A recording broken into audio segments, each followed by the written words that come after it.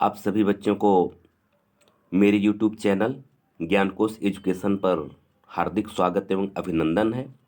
आप सभी बच्चों को नमस्कार। प्यारे बच्चों, आज हम लोग कक्षा 11 का जो संस्कृत यानी अनिवार्य संस्कृत का दूसरा चैप्टर है प्रयागः, उसका सरल ढंग से हम लोग अध्ययन करेंगे। ठीक है, तो आइए समय हम लोग न वेस्ट करते हुए सीधे अर्थ पे चलते हैं। देखिए, भारतस्य उत्तर प्रदेश राज्ये प्रयागस्य विशिष्टम स्थानम अस्ति। भारतवर्ष के उत्तर प्रदेश राज्य के प्रयाग, उत्तर प्रदेश राज्य में प्रयाग नामक या प्रयाग विशिष्ट स्थान है। माने भारतवर्ष के उत्तर प्रदेश राज्य में प्रयाग का एक विशिष्ट स्थान है। अत्र ब्रह्मण प्रकृष्ट्याकरणात् अस्य नाम प्रयागः अभवत्। यहाँ क्या है, यहाँ ब्रह्मण मन होता है ब्रह्मा, ब्रह्मा के करणात माने यज्ञ कराने के कारण अस्य नाम प्रयागः अभवत्, इसका नाम प्रयाग हुआ। यहाँ ब्रह्मा के यज्ञ कराने के कारण इसका नाम प्रयाग हुआ। आगे देखिए, गंगा यमुनयो संगमे शीताशीत जले स्नात्वा जनाः विगत कल्मषा भवन्ति इति जनानां विश्वासः। गंगा यमुनयो संगमे, गंगा और यमुना के संगम पर शीताशीत जलेन मने श्वेत और अश्वेत मने सफेद और काले जल में स्नात्वा मने स्नान करके, जना मने लोग, विगत कल्मषा भवन्ति अपने पापों को नष्ट करते हैं या पापों को धुलते हैं। इति जनानाम विश्वास, यह लोगों का विश्वास है। या इसे कह सकते हैं, यहाँ गंगा और यमुना के श्वेत और श्याम जल में स्नान करने से लोगों का पाप धुल जाता है, यह लोगों का विश्वास है। ठीक, आगे देखिए, अमायाम पौर्णमास्याम संक्रांतौ च स्नानार्थिनामत्र महान समर्द भवन्ति।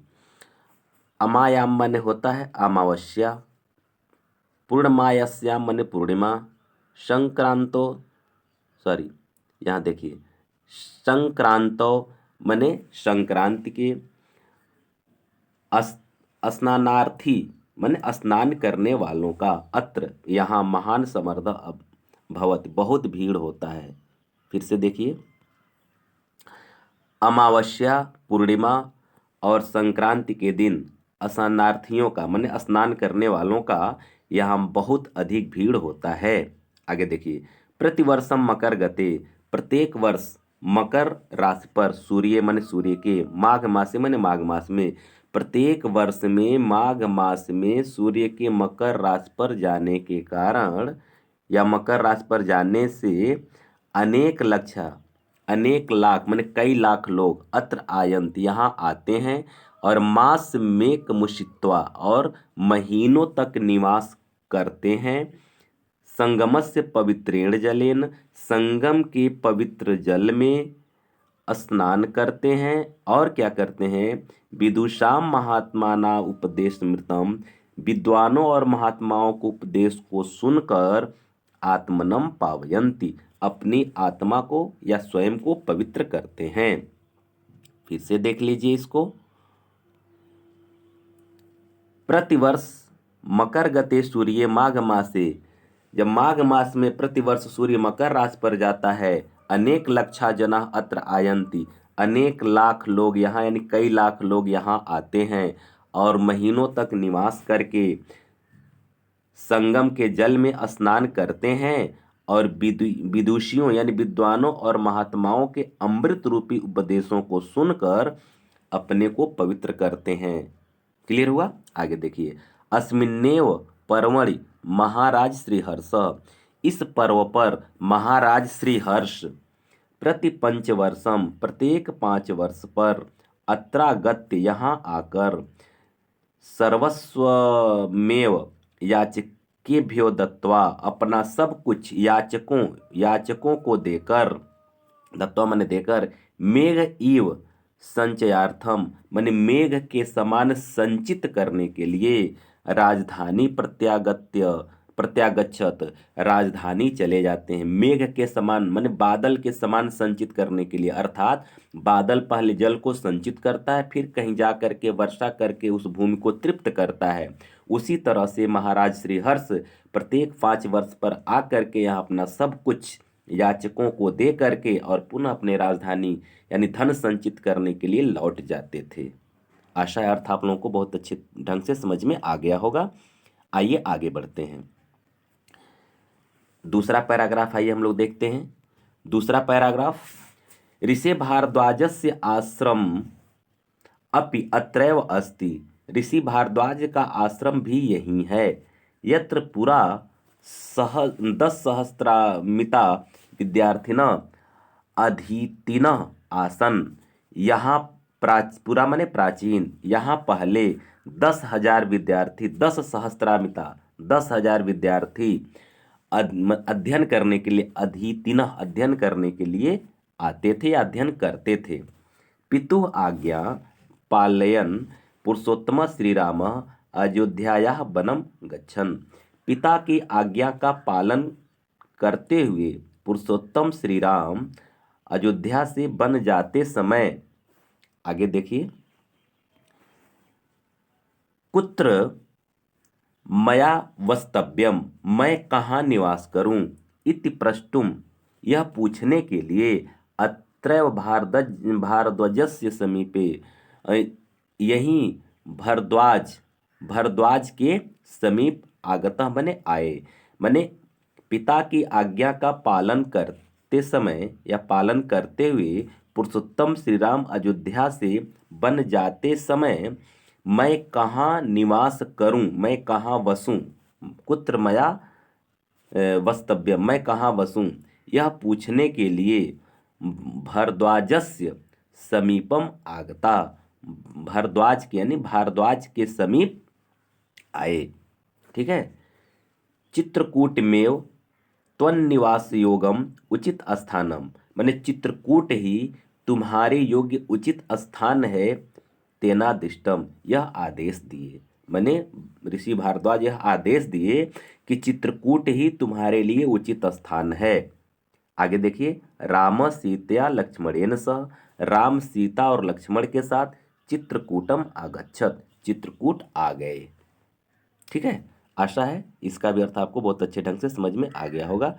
आइए तीसरे पैराग्राफ कर देखते हैं।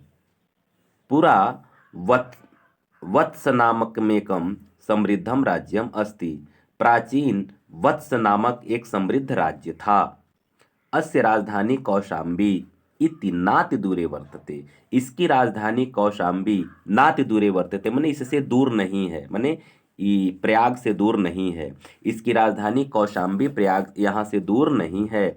अस्य राज्यस्य शासका, इस राज्य के शासक महाराज उदयनवीर, महाराज उदयनवीर अप्रतिम सुंदर, माने बहुत सुंदर, ललित कलाभिश्चासित, ललित कलाओं के ज्ञाता, ललित कला के भिज्ञ, माने ललित कलाओं के ज्ञाता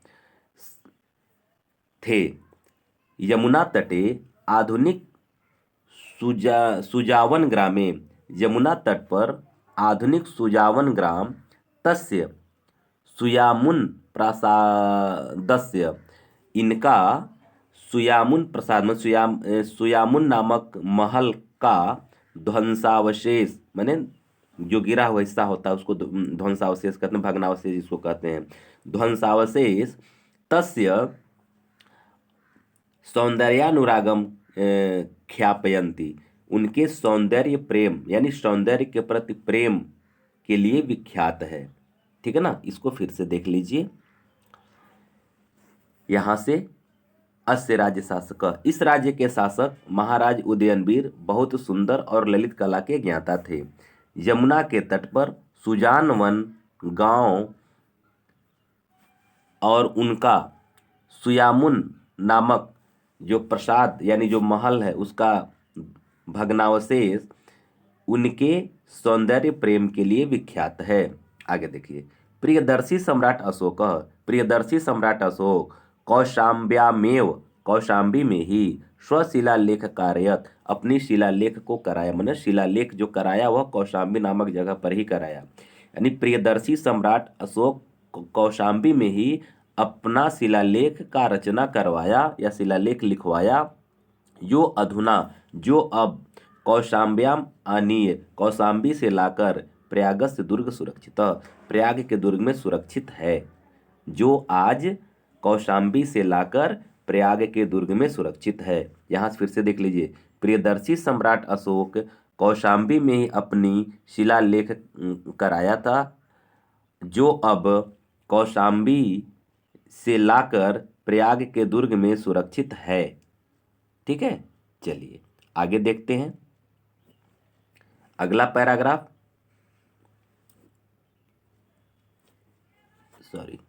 अगला पैराग्राफ देखिए,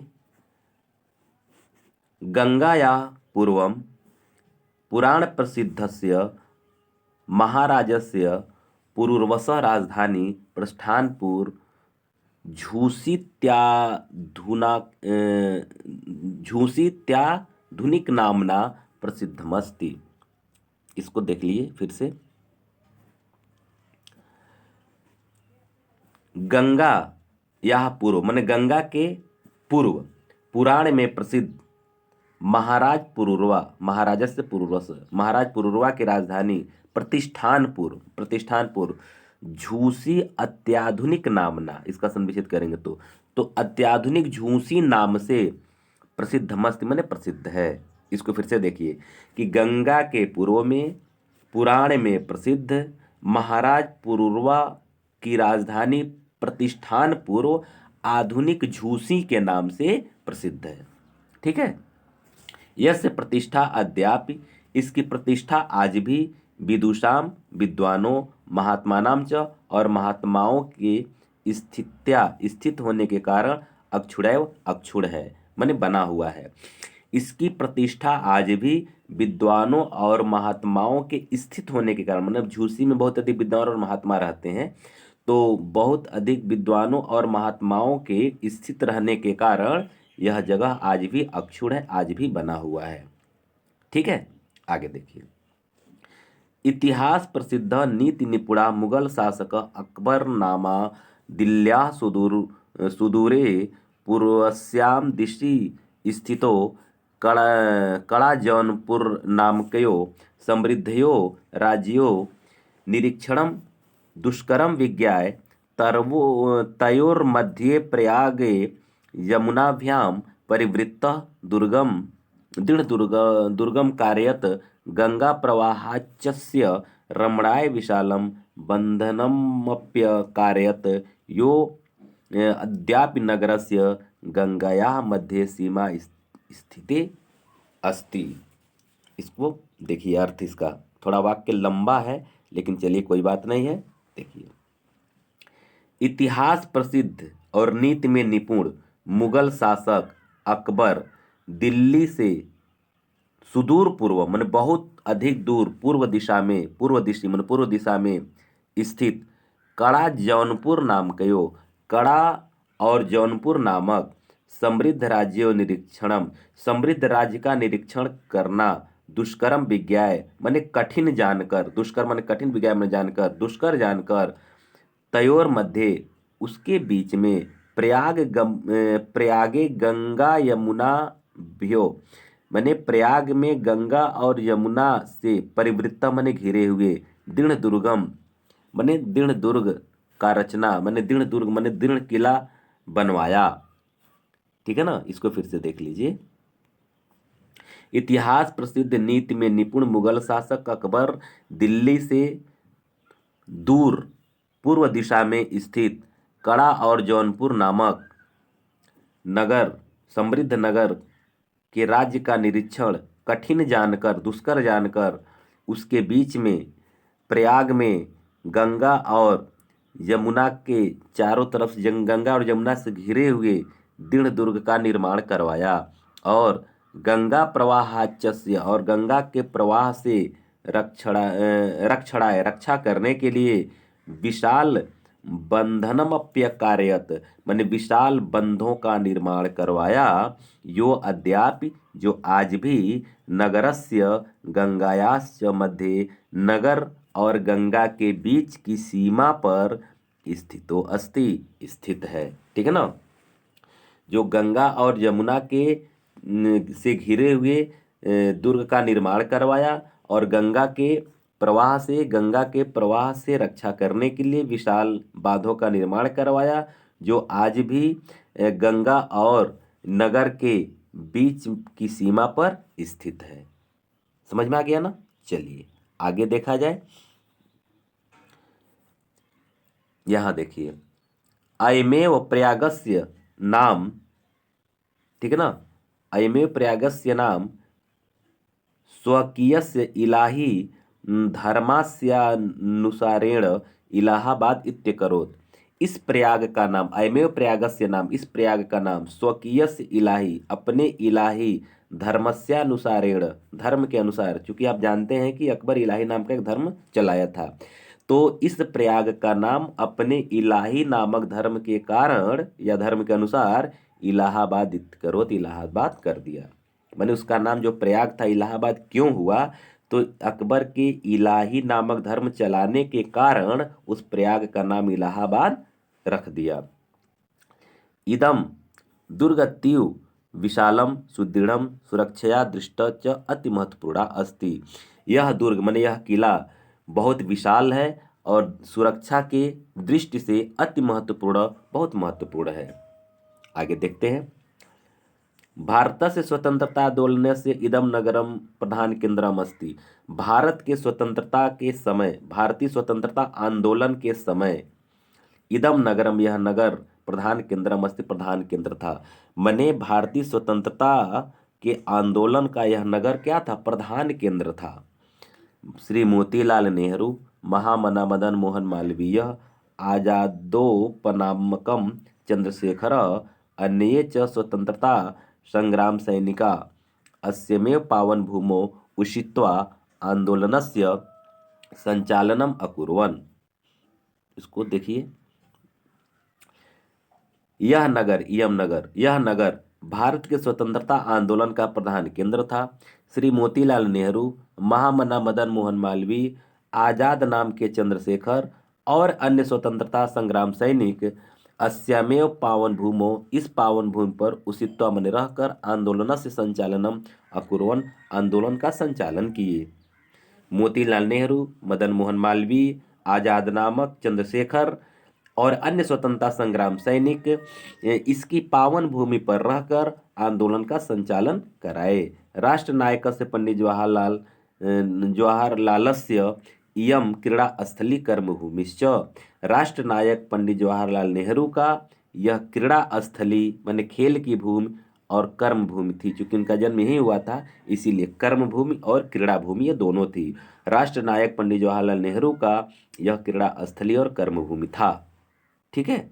चलिए हम लोग अगले पैराग्राफ का अर्थ देखते हैं। आइए देखा जाए।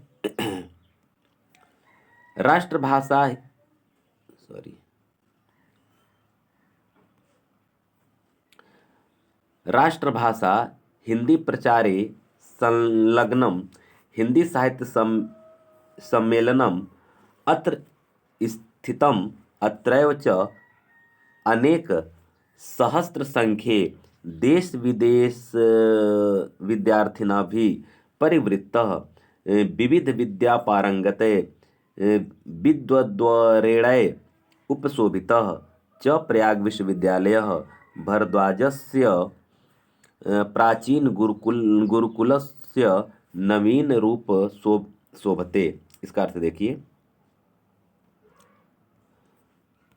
राष्ट्रभाषा हिंदी के प्रचार में संलग्न हिंदी साहित्य सम्मेलन अत्र स्थितम, यहीं स्थित है। राष्ट्रभाषा हिंदी प्रचार में संलग्न, हिंदी के प्रचार प्रसार में संलग्न हिंदी साहित्य सम्मेलन यहीं स्थित है।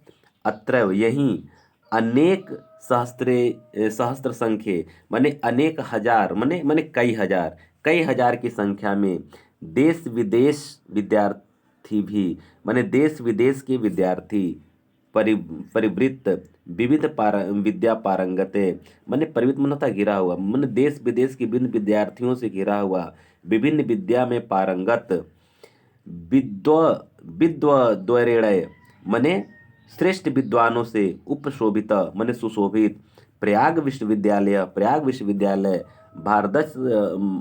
भारद्वाजस्य प्राचीन गुरुकुलस्य प्राचीन भारद्वाज के प्राचीन गुरुकुल का नवीन रूपम शोभते नवीन रूप सुशोभित होता है। इसको फिर से देखिए, राष्ट्रभाषा हिंदी के प्रचार प्रसार में संलग्न हिंदी साहित्य सम्मेलन यहीं स्थित है। कई हजार देश विदेश के विद्यार्थियों से घिरा हुआ विभिन्न प्रकार की विद्याओं में पारंगत श्रेष्ठ विद्वानों द्वारा सुशोभित प्रयाग विश्वविद्यालय भारद्वाज के प्राचीन गुरुकुल का एक नवीन रूप सुशोभित होता है। आगे अर्थ देखिए, स्वतंत्रे अस्मिन् भारते प्रत्येक नागरिकाणाम न्याय प्राप्ताधिकारेण घोषणामिव अकुर्वन्। स्वतंत्रता प्राप्ति के बाद भारत के प्रत्येक नागरिकों को न्याय प्राप्त अधिकार करने की घोषणा कुर्वन् करने के कारण उच्च न्यायालय अस्य नगरस्य प्रतिष्ठा वर्धयत, इस नगर की शोभा बढ़ाता है या इस नगर की प्रतिष्ठा बढ़ाता है। देखिए फिर से देखिए, स्वतंत्रता यहाँ से देखिए ये लाइन यहाँ से, स्वतंत्रता प्राप्ति के बाद भारत के प्रत्येक नागरिक न्याय प्राप्त करने की घोषणा करने के कारण उच्च न्यायालय आज इस नगर की प्रतिष्ठा को बढ़ाता है। माने उच्च न्यायालय इलाहाबाद में स्थित है और उच्च न्यायालय जो है कि नागरिकों के न्याय प्राप्ति की घोषणा करता है, न्याय अधिकार की घोषणा करता है। इस कारण से यह नगर जो है और भी इसकी शोभा बढ़ जाती है, माने इस नगर की प्रतिष्ठा बढ़ाता है ये। ठीक है, आगे देखिए, थोड़ा सा बचा हुआ है, इसको देख लिया जाए। हाँ, एवं गंगा यमुना सरस्वती पवित्र संगमे स्थितस्य भारतीय संस्कृते केंद्रस्य च महिमा वर्णयन् महाकवि कालिदासः सत्यमेव अकथयत्। इस गंगा यमुना और सरस्वती के पवित्र संगम पर स्थित माने गंगा यमुना और सरस्वती के पवित्र संगम पर स्थित भारतीय संस्कृति केंद्र माने भारतीय संस्कृति का केंद्र महिमा नाम वर्णयन महिमा का वर्णन करते हुए महाकवि कालिदास सत्यमेव अकथयत, महाकवि कालिदास सत्य ही कहा है। ठीक है ना, यानी प्रयाग नगर के बारे में महाकवि कालिदास ने क्या कहा है उसके बारे में यहाँ बताया गया है। यहाँ कह रहे हैं कि गंगा यमुना और सरस्वती के पवित्र संगम पर स्थित भारतीय संस्कृति का केंद्र और इसकी महिमा का वर्णन करते हुए महाकवि कालिदास ने सत्य ही कहा है। क्या कहा है? समुद्र पत्न्योर जल सन्निपाते, समुद्र पत्नियों माने समुद्र की पत्नियों का, समुद्र की पत्नी कौन कौन है? गंगा और यमुना को समुद्र की पत्नी माना गया है। ठीक है ना, गंगा और यमुना समुद्र की पत्नी माना गया है। तो ये कह रहे हैं कि समुद्र की पत्नियों माने गंगा और यमुना के जल सन्निपाते माने जल के संगम माने गंगा और यमुना के जल के संगम पर पूतात्मनम मत्र, ठीक है ना, अपने को माने पवित्र आत्मा, यानी पवित्र आत्मा, अत्र माने यहाँ एक एक शब्द का अर्थ मैं बता रहा हूँ, किला भिषेकात माने स्नान करने से।